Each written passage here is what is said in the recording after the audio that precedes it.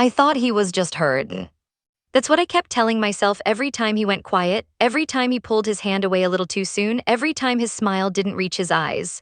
We had a rough few months, and I assumed he was just going through something stress, disappointment, maybe lingering resentment from our last big argument.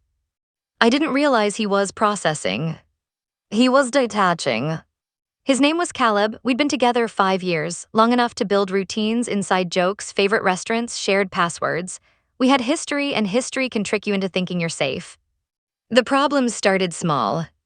I got busier at work. I started canceling plans more often. When he'd suggest spending time together, I'd say, "Not tonight, I'm exhausted," and scroll on my phone instead.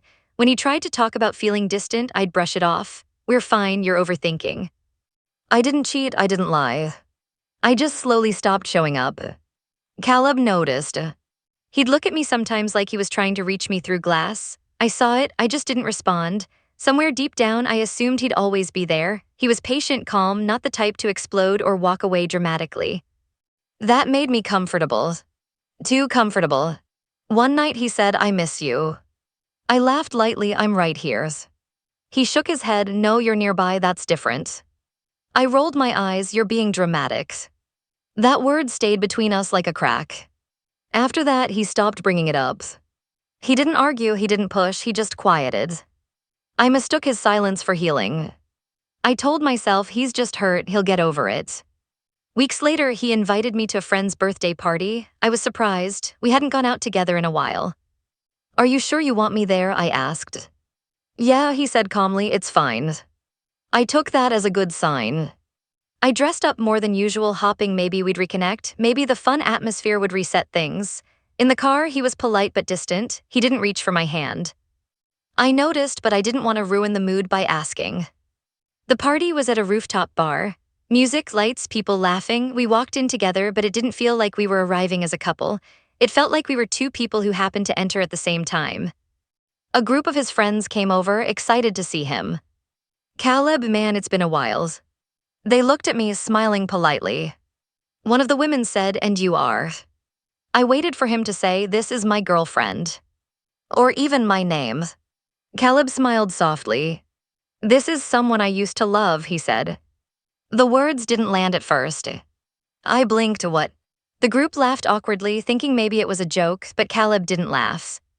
He took a sip of his drink and said calmly, "We're figuring things out." My chest felt like it dropped through the floor. "Caleb," I whispered sharply, "can we talk?" He nodded and followed me to a quieter corner. "What was that?" I demanded. "Used to love." He looked at me, not angry, just tired. "I'm being honest," he said. "That's not honesty, that's humiliation," I snapped. He shook his head. "Humiliation is loving someone who treats you like an option." I felt that hit, but I fought back. "I never treated you like an option." "Really?" he asked quietly. "When was the last time you chose me without me asking?" I opened my mouth, then closed it. "You stopped showing up," he continued. "I kept hoping you'd notice, that you'd come back on your own." "I was busy," I said weakly. "Everyone's busy," he replied. "But when you love someone, you make time." I started feeling like I was scheduled between everything else. Tears filled my eyes. "So you just decided to stop loving me?" He looked away toward the city lights. "I didn't decide, it faded slowly every time you dismissed how I felt." I felt panic rising. "We can fix this, I didn't know it was that bad." "I told you," he said softly, "you called me dramatic." That memory cut deep. "I thought you were just hurt," I whispered. "I was," he said, "but hurt turns into distance when nothing changes." Silence stretched between us. "Why bring me here then?" I asked. "So you'd see it," he said, "so you'd understand this isn't just a phase I'm in." My voice shook. "So what are we now?" He gave a sad smile, two people who had something real and let it slip away. I grabbed his arm. "Don't do this, please." He gently moved my hand. I already did. The music from the party drifted over us, laughter mixing with my quiet sobs. "I thought we had time," I said. "That's what I thought too," he replied. He didn't storm off, he didn't yell, he just walked back toward his friends, leaving me standing there. And the cruelest part, he didn't introduce me that way to hurt me. He introduced me that way because in his heart it was already true. I stood on that rooftop, looking at the city lights, realizing something too late. Love doesn't end in one big moment.